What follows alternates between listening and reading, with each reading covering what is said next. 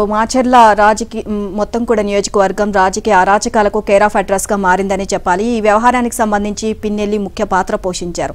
So ఈవీఎంలు ధ్వంసం చేయడం కానివ్వండి, అక్కడ టీడీపీ ఏజెంట్లపైన దాడులు చేయడము, అలాగే పోలీసులు అవి ఆపుతున్నందుకు పోలీసులపైన కూడా దాడులకు తెగబడ్డారు. సో ఈ వ్యవహారానికి సంబంధించి మొత్తం కూడా ఈ కేసులకు సంబంధించి పిన్నెల్లికి రిమాండ్ విధించడం జరిగింది. సో రాత్రి ఆయన నెల్లూరు జైలుకు కూడా తరలించారు. చూద్దాం. మాచర్లలో రాజకీయ అరాచకాలకు కేరాఫ్ గా మారిన వైసీపీ మాజీ శాసనసభ్యుడు పిన్నెల్లి రామకృష్ణారెడ్డి ఆట ఎట్టకేలకు కట్టింది. నిన్న మాచర్ల జడ్జి ఎదుట పిన్నెల్లిని హాజరుపరిచారు. అనంతరం పిన్నెల్లికి రిమాండ్ విధించారు. కారంపూడిలో సీఐ నారాయణస్వామిపై హత్యాయత్నం కేసులో రిమాండ్ విధించారు. టీడీపీ ఏజెంట్ శేషగిరిరావుపై హత్యా ప్రయత్నం కేసులో రిమాండ్ విధించారు. ఇక పిన్నెల్లిని నెల్లూరు జైలుకు తరలించారు. ఈవీఎం ధ్వంసం, సీఐపై దాడి, టీడీపీ ఏజెంట్లపై దౌర్జన్యానికి పాల్పడిన కేసులో నర్సరావుపేటలో నిన్న ఆయన్ను పోలీసులు అరెస్టు చేశారు. ఇక ఈ కేసులో ముందస్తు బెయిల్ కోసం హైకోర్టులో ఆయన వేసిన పిటిషన్లు నిన్న తిరస్కరణకు గురయ్యాయి. ఆ వెంటనే పోలీసులు రంగంలోకి దిగారు. ఇక మధ్యాహ్నం 3:47 సమయంలో పిన్నెల్లిని అదుపులోకి తీసుకుని ఎస్పీ కార్యాలయానికి తరలించారు. అరెస్టు వార్తను ఎస్పీ మల్లికా గార్గ్ రాత్రి 7 గంటల సమయంలో ధృవీకరించారు. ఆయన్ను వైద్య పరీక్షల నిమిత్తం ఎస్పీ కార్యాలయం నుంచి నర్సరావుపేటలోని ప్రభుత్వ ఆసుపత్రికి 8 గంటల సమయంలో తరలించారు. అనంతరం 9:13 ఆసుపత్రి నుంచి ఎస్పీ కార్యాలయానికి తిరిగి తీసుకొచ్చారు.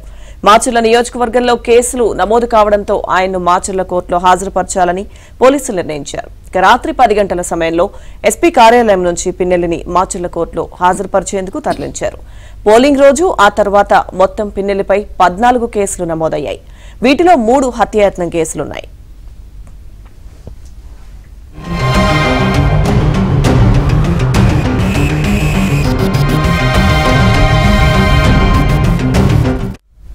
పోలింగ్ కేంద్రంలోకి చొరబడి ఈవీఎంను ధ్వంసం చేస్తున్న సీసీటీవీ ఫుటేజ్ బయటకు వచ్చింది కాబట్టి పిన్నెల్లిపై పోలీసులు అరెస్ట్ చేయగలిగారు. అదే గనక ఈ దృశ్యాలు బయటకు రాకుంటే పిన్నెల్లి చేసిన 1,00,000 పాపాల్లాగే ఈ నిజం కూడా సమాధి అయిపోయేది. ఎన్నికలు జరిగిన మే 13వ తేదీన కేపీగూడెం, రాయవరం పోలింగ్ బూతులపై దాడులు చేశారు. పోలింగ్ కేంద్రంలో ఉన్న టీడీపీ ఏజెంట్లపై హత్యాయత్నం చేశారు. టీడీపీ పోలింగ్ ఏజెంట్ రేఖ్యా నాయక్పై పిన్నెల్లి అనుచరులు హత్యాయత్నం చేశారు. ఓటర్లను పోలింగ్ కేంద్రం నుంచి తరిమికొట్టారు. ఇక పిన్నెల్లి నేతృత్వంలో వైసీపీ గూండాలు పోలింగ్ కేంద్రాన్ని ముట్టడించారు. దీనిపై టీడీపీ నేతలు అప్పుడే పోలీసులకు ఫిర్యాదు చేశారు. పోలీసులు పట్టించుకోలేదు. తమపైనే ఫిర్యాదు చేస్తారా అంటూ వైసీపీ గూండాలు మరింతగా రెచ్చిపోయారు. బరిసెలతో మూకుమ్మడి దాడులు చేశారు. ఈ వీడియోలోని టీడీపీ నేతలు బయటపెట్టడంతో రాష్ట్రమంతా విస్తుపోయింది. ఈసీ రంగంలోకి దిగి పిన్నెల్లి అరెస్టుకు ఆదేశించింది.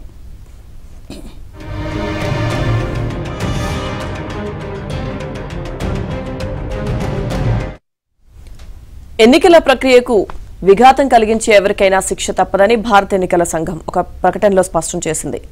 ఈవీఎంల ధ్వంసం, ఇతర నేరాలపై నమోదైన కేసుల్లో మాచర్ల మాజీ ఎమ్మెల్యే పిన్నెల్లి రామకృష్ణారావు ముందస్తు బెయిల్ పిటిషన్ను హైకోర్టు కొట్టివేయడం, ఆ వెంటనే ఆయన్ను పోలీసులు అరెస్టు చేయడాన్ని దృష్టిలో ఉంచుకుని ఈసీ ఈ వ్యాఖ్యలు చేసింది. దీనిపై ఒక ప్రకటన విడుదల చేసింది.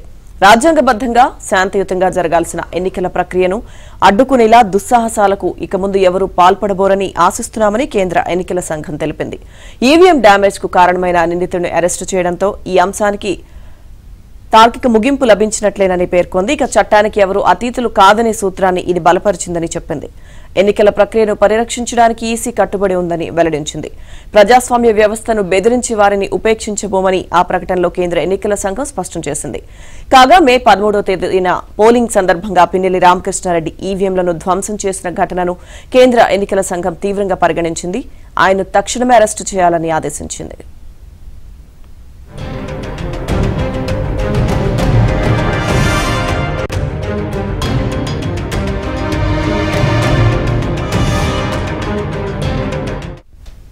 మాచర్ల వైసీపీ మాజీ ఎమ్మెల్యే పిన్నెల్లి రామకృష్ణారెడ్డికి హైకోర్టు షాక్ ఇచ్చింది. ఎన్నికల సందర్భంగా ఈవీఎం, వీవీప్యాడ్ల ధ్వంసం, హత్యాయత్నం తదితర తీవ్ర నేర అభియోగాలతో నమోదైన కేసుల్లో ముందస్తు బెయిల్కు ఆయన దాఖలు చేసిన పిటిషన్లను హైకోర్టు కొట్టివేసింది. పిటిషనర్ మొత్తం 11 కేసుల్లో నిందితుడిగా ఉన్నారని, గత ఎన్నికల సందర్భంగా కూడా ఇదే తరహా నేరాలకు పాల్పడ్డారంటూ విచారణలో పోలీసులు తెలిపిన వివరాలను కోర్టు గుర్తు చేసింది. నేరాలకు పాల్పడడం పిటిషనర్ అలవాటుగా మార్చుకున్నారని పోలీసులు చెబుతున్నారని పేర్కొంది. బెయిల్ మంజూరు చేస్తే సామాన్య ప్రజలకు తప్పుడు సంకేతాలు వెళ్తాయని అభిప్రాయపడింది. నేర ఘటనలు పునరావృతం చేసే అవకాశం ఉందని పేర్కొంది. కేసుల దర్యాప్తు ప్రాథమిక దశలో ఉందని, ఈ సమయంలో బెయిల్ మంజూరు చేస్తే నిష్పాక్షిక, స్వేచ్ఛాయుత దర్యాప్తుపై ప్రతికూల ప్రభావం పడుతుంది అని తెలిపింది. మరోవైపు ఈవీఎం ధ్వంసం చేసిన వ్యవహారంలో పిటిషనర్పై నమోదైన సెక్షన్లు 7 ఏళ్లలోపు శిక్షకు వీలునైనందున తనను అరెస్ట్ చేయడానికి వీల్లేదు అని పిటిషనర్ వాదనను తోసిపుచ్చింది.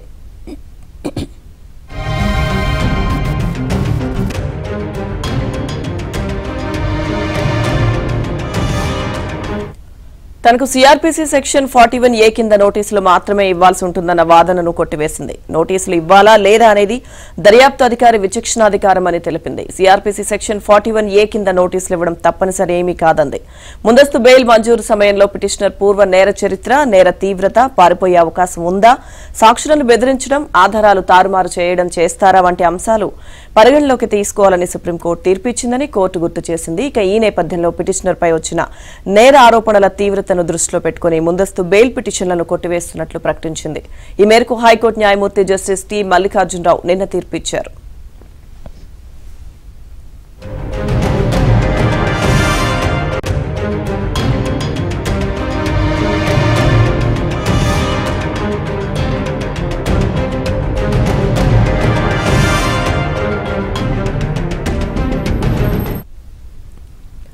కన్నుపడిన భూముల కబ్జా, మాట్లాడితే మారణాయుధాలతో దాడులు, ఎదురు తిరిగితే హత్యలు, ఇలా మాచర్ల మాజీ శాసనసభ్యుడు పిన్నెల్లి రామకృష్ణారెడ్డి రాజకీయ జీవితం అంతా అరాచకమే, నేరమయమై హత్యలు, దాడులు, కబ్జాలతో చెలరేగిపోయి రౌడీ సామ్రాజ్యాన్ని నెలకొల్పారు. రామకృష్ణారెడ్డి మాచర్ల నియోజకవర్గ పరిధిలోని వెల్దుర్తి జెడ్పీటీసీగా రాజకీయ జీవితాన్ని ప్రారంభించారు. 2009లో తొలిసారి ఎమ్మెల్యేగా పోటీ చేసి 2019 వరకు వరుసగా గెలుపొందుతూ వచ్చారు. నియోజకవర్గంలో ఆధిపత్యం కోసం ప్రత్యర్థి పార్టీ నాయకులను టార్గెట్ చేసుకుని వారిని అనేక రకాలుగా ఇబ్బందులకు గురిచేశారు. 2019లో వైసీపీ ప్రభుత్వం అధికారంలోకి వచ్చాక అహంకారపూరితంగా దౌర్జన్యాలు, దాడులకు పాల్పడ్డారు. 2024 ఎన్నికలకు ముందు పోలింగ్ తర్వాత కొనసాగించిన హింసాకాండలో రామకృష్ణారెడ్డి, ఆయన సోదరుడు వెంకట్రామిరెడ్డిలపై కేసులు నమోదయ్యాయి. రామకృష్ణారెడ్డి జైలు పాలు కాగా తమ్ముడు వెంకట్రామిరెడ్డి ఇంకా పరారీలోనే ఉన్నారు. పిన్నెల్లి అరెస్టు వార్తతో కారంపూడిలో ప్రజలు బాణసంచా కాల్చి కేక్లు పంచుకున్నారు.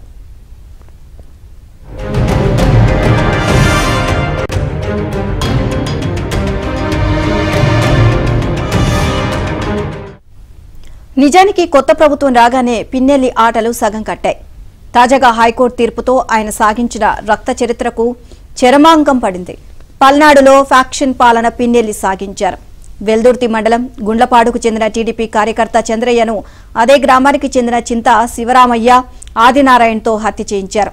దుర్గి మండలం జంగమేశ్వరపాడు గ్రామంలో కంచెర్ల జల్లయ్యను అదే గ్రామానికి చెందిన ఊరిబండి మన్నయ్యతో హత్య చేయించారు. మాచర్ల మండలం నాగలవరం పంచాయతీ పరిధిలోని విజయపురి సౌత్ పరిధిలో సుమారు 400 ఎకరాల ప్రభుత్వ భూమిని ఆక్రమించారు. వెల్దుర్తి మండలం కండ్లగుంటలో 1500 ఎకరాలు టీడీపీ దివంగత సీనియర్ నేత వీరమాచినేని సుభాష్ చంద్రబోస్ కు చెందిన కోట్ల విలువైన ఆస్తులను బినామీ పేర్లతో కబ్జా చేశారు. గ్రనేట్ రాళ్ల తరలింపు లారీల నుంచి అక్రమ వసూళ్లు, రేషన్ బియ్యం, తెలంగాణ మద్యం, బెల్ట్ షాపుల ద్వారా కోట్లాది రూపాయలు అక్రమంగా కూడబట్టారు. ఇక అక్రమ లేఅవుట్లు, రెవెన్యూ, సబ్ రిజిస్ట్రార్, సెప్ తదితర కార్యాలయాల నుంచి ముడుపులు దండుకున్నారు.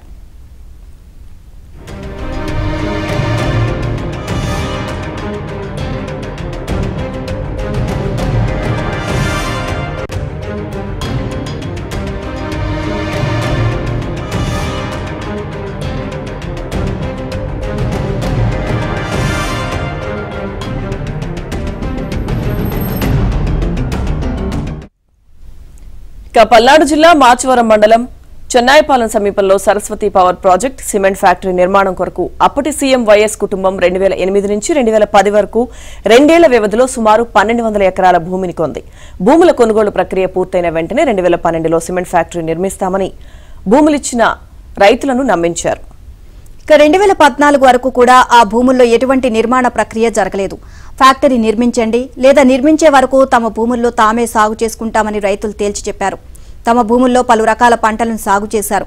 అదే ఏడాది అక్టోబర్లో అప్పటి మాచర్ల ఎమ్మెల్యే పిన్నెల్లి రామకృష్ణారెడ్డి, అతని తమ్ముడు వెంకట్రామిరెడ్డిలు 40 ట్రాక్టర్లు, వందలాది మంది అనుచరులతో చెన్నాయిపాలెం చేరుకుని రైతులు సాగు చేస్తున్న పలు రకాల పంటలను ట్రాక్టర్లతో దున్నించి ధ్వంసం చేశారు. ఇక అడ్డు వచ్చిన రైతులు, ఎస్సీ, ఎస్టీ మహిళలను కులం పేరుతో దూషించారు. ఇలా పలు నేరాలకు పాల్పడ్డారు పిన్నెల్లి సోదరులు. ఓవరాల్ గా దీనికి సంబంధించి మరింత సమాచారాన్ని మా కరెస్పాండెంట్ సాంబశివరావు నాయుడు తెలుసుకుందాం.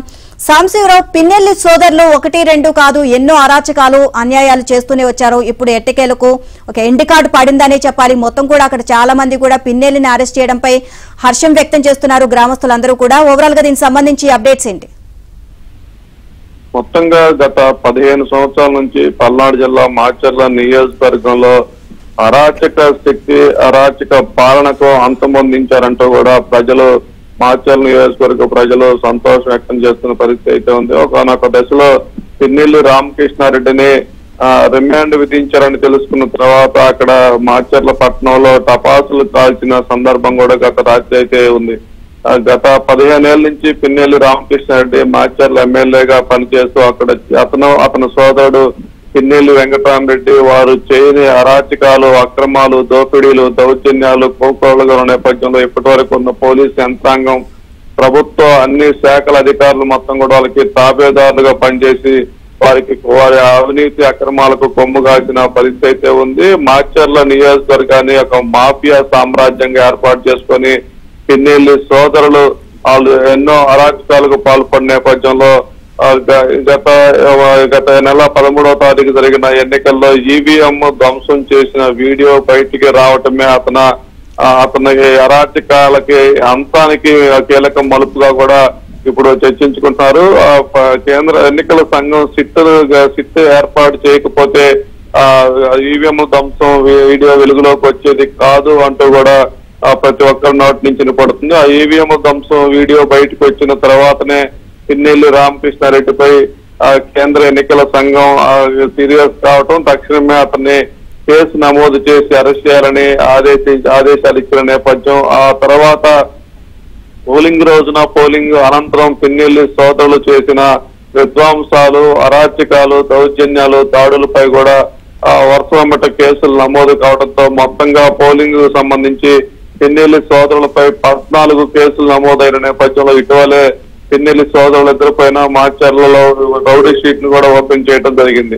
ఇక గత రాత్రి నిన్నటి వరకు ముందస్తు బెయిల్పై ఉన్న పిన్నెల్లి రామకృష్ణారెడ్డికి హైకోర్టు మధ్యంతర బెయిల్ను రద్దు చేసిన నేపథ్యంలో తక్షణమే పల్నాడు జిల్లా పోలీసులు పిన్నెల్లి రామకృష్ణారెడ్డిని అరెస్ట్ చేసి గత అర్ధరాత్రి మాచర్లోని జడ్జి ఎదుట ఆధారపరచగా మొత్తం 4 కేసుల్లో పిన్నెల్లి రామకృష్ణారెడ్డిని జడ్జి వద్ద ఆధారపరచగా 2 కేసుల్లో బెయిల్ లభించగా 2 కేసుల్లో రిమాండ్ విధించారు.